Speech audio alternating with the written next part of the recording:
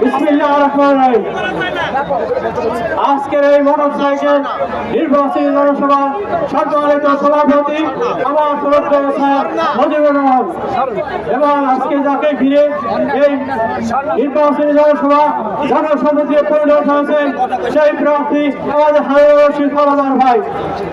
আপনারা সবাই কেমন আছেন?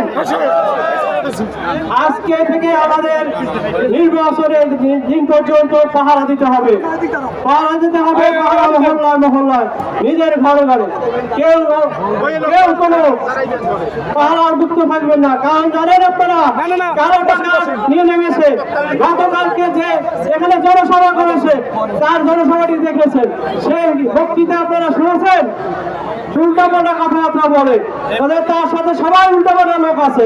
অতএব আমাদেরকে এই পাহারা দিতে হবে সবাইকে। আমাদের নেতা রুহুল আমিন হাওলাদার সাহেব বলেছেন তার প্রার্থী হারুন রশিদ হাওলাদার এবং গত সংসদ নির্বাচনে আমাদেরকে সমর্থন দিয়েছেন এবং সে ঘুরে এই কয়টি রাত্র 17 থেকে 7 তারিখ পর্যন্ত আপনারা জানেন।